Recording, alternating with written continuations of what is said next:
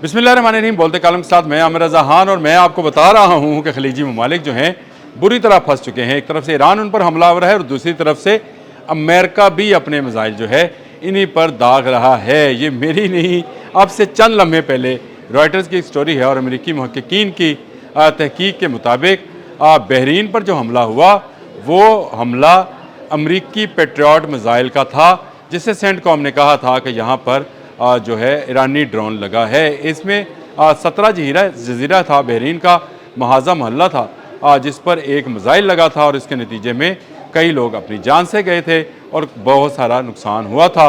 अब ये तहकीकी रिपोर्ट आज सामने आई है कि ये मिसाइल पेट्रियट मिसाइल था जो मिसगाइड होकर इस महल्ले पर गिरा, जिसको सेंटकॉम ने, जो कि सेंट्रल कमांड है अमेरिका का फ़ौजी कमांड सेंटर्स है, उसने ये बयान जारी किया था कि ये ईरानी ड्रोन है। अब आपको अंदाज़ा हुआ कि रामको पर, सऊदी अरब पर जो हमला हुआ था उसकी ऑयल फील्ड के ऊपर, ये भी ईरान ने नहीं किया था और ईरान इसकी तरदीद कर रहा है। डिएगो गार्सिया पर जो हमला हुआ वो भी ईरान ने नहीं किया। बरतानिया ने इस पर एहतजाज किया तो ईरान ने कहा हमने ये हमला नहीं किया है। तुर्की पर जो मिसाइल गिरे थे उस पर भी ईरान का उसी वक्त जवाब आया था कि हमने इस पर मिसाइल नहीं गिराए हैं। तो इसका मतलब ये हुआ कि ताक कर अमेरिकन जो हैं ईरान के नाम पर इन ममालिक को डराने के लिए, अपने साथ शामिल करने के लिए या इनसे पैसा कमाने के लिए वो इन पर मिसाइल दाग रहा है। और पेट्रियट मिसाइल तो अपनी रास्ता भटक नहीं रहे हैं, उनको भटकाया जा रहा है। अब ये कहा जा रहा है कि ये फ्रेंडली फायर में इतने लोग मारे गए तो बहरीन के लोगों को अब समझ आएगी कि वो दोनों तरफ से मार खा रहे हैं। उनका अपना इत्तेहादी अमेरिका भी उन पर मिसाइल बरसा रहा है और उसके बाद ईरान भी जवाबन उन्हीं पर मिसाइल गिरा रहा है।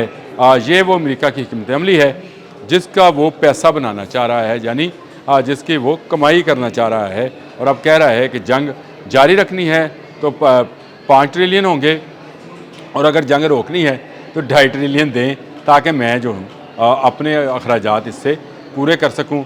डिएगो गार्सिया जो बरतानिया ने देने से इनकार किया था उस पर मिसाइल बरसाए। तुर्की जो नेटो रुकन मुल्क था उसने अगर इनकार किया कि वो अपनी फ़ौजी क़ुव्वत जो है या अपने फ़ौजी अड्डे जो हैं अमेरिका को ईरान के ख़िलाफ़ इस्तेमाल नहीं करने देगा, उस पर मिसाइल गिराए। सऊदी अरब ने कहा कि वो अपनी सरज़मीन इस्तेमाल नहीं होने देगा तो उस पर मिसाइल गिराए गए।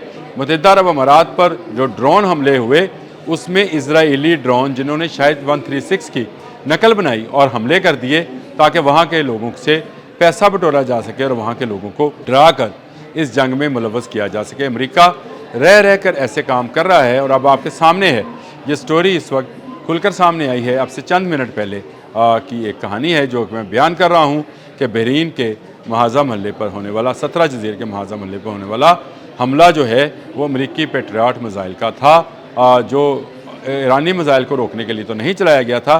किसके लिए चलाया गया था? ताकि बहरीन से मज़ीद पैसा और मज़ीद मदद जो है वो ईरान पर हमला करने के लिए हासिल की जाए। ईरान पर हमला किया गया, ईरान की ऑयल फील्ड पर हमला किया गया, जिसके नतीजे में ईरान ने भी बहरीन की ऑयल डिपो पर हमला किया और उसके डिसाल्टेशन यानी समंदर के पानी को साफ़ करके पीने के काबिल बनाने वाले जो उसका प्लांट था उस पर हमला किया था। अब समझ आएगी अरबों को कि यह अमेरिका दोहरी गेम खेल रहा है, इजराइल की डुगडुगी पर नाच रहा है और इजराइल जो प्लानिंग करता है वो मुसलमान हुक्मरानों के या हुकूमत के ख़िलाफ़ होती है और ख़ासकर अवाम के ख़िलाफ़ होती है।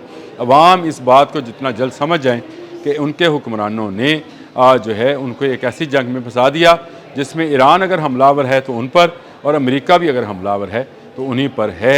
इस जंग से जितना जल्द ये निकल जाएंगे अरब हुक्मरान उतना ही बेहतर है इनके लिए, क्योंकि ये जंग उनके लिए ख़तरे की एक ऐसी घंटी है जिसमें सबसे ज़्यादा नुकसान इन्हीं ममालिक का होगा।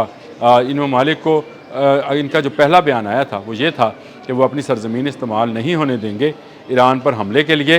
ये बिल्कुल बेहतरीन हिकमत अमली थी, इसी को मेरा ख्याल है कंटिन्यू करना चाहिए और सऊदी अरब को इसमें पहल करनी चाहिए। सऊदी अरब को अपनी कोई एयरबेस जो है अमेरिका को कहना चाहिए कि हम आपको इस्तेमाल नहीं करने देंगे ईरान के ख़िलाफ़, तो ये जंग उसी वक्त रुक जाएगी। सऊदी अरब समेत मुत्तहिदा अरब अमारात, कतर, बहरीन, कुवैत, इराक़, ये तमाम ममालिक अगर मिलकर अपनी सरज़मीन इस्तेमाल ना होने दें تو اسرائیل میں اتنا دم خم نہیں ہے کہ وہ اور امریکہ مل کر ایران کا مقابلہ کر سکیں۔ ایران ان تمام دونوں ملکوں کو جو ہے وہ چھوڑے گا نہیں، اور ان کے تمام جو عسکری اہداف ہیں ان کو ایک کے بعد ایک نشانہ بناتا چلے جائے گا۔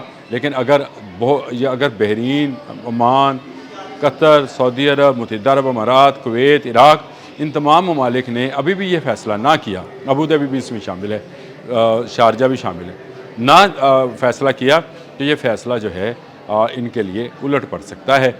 اس میں ان کا مالی نقصان بھی ہوگا، جانی نقصان تو ہو ہی رہا ہے، کمپنیز وہاں سے بھاگ رہی ہیں۔